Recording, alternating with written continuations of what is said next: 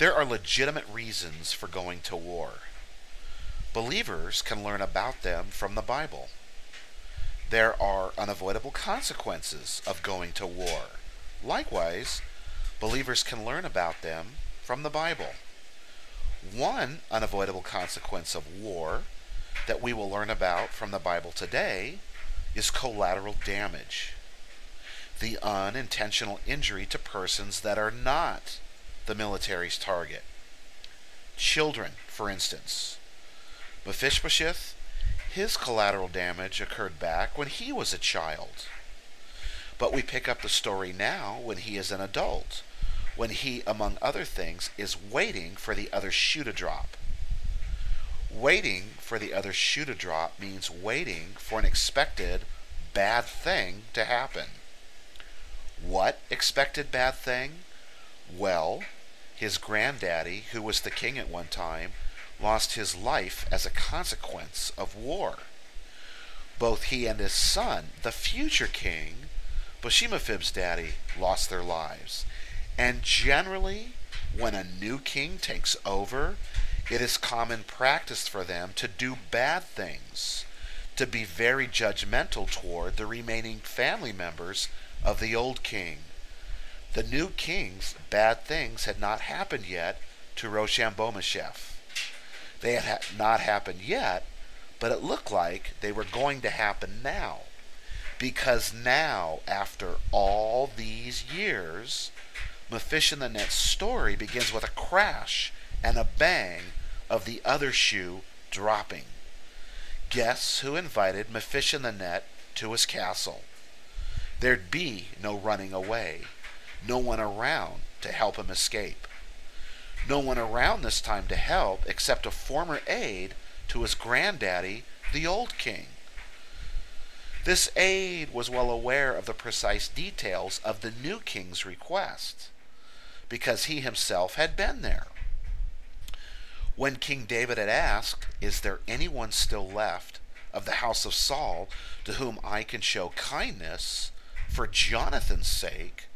Ziba had answered, yes, there was. Ziba reminded Mephibosheth that he now had a son of his own to think about. So he set out in his heart, not really knowing what was going to happen to him. Was this to be his judgment day? Was the new king's shoe going to drop like a hammer on him? When Mephibosheth came to King David, he bowed down and paid him honor. King David said, "Don't be afraid, for I will surely show you kindness for the sake of your daddy, Jonathan. I will restore to you all the land that belonged to your granddaddy Saul, and you will always eat at my table." Mephibosheth bowed down and said, "What is your servant that you should notice a dead dog like me?" David had his reasons for taking notice of Mephibosheth, reasons that, like the crippling injury, took place years earlier, back when a king had summoned him to a castle. Jonathan had showed kindness to David back then, helping spare his life from the hammerfall of a king. So he too would show the same kindness to Jonathan's son today. Then the king summoned Ziba, Saul's servant, and said to him, "I have given your master's grandson everything that belonged to Saul and his family.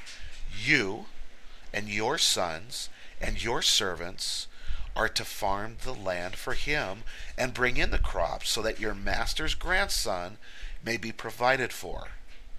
And Mephibosheth, grandson of your master, will always eat at my table."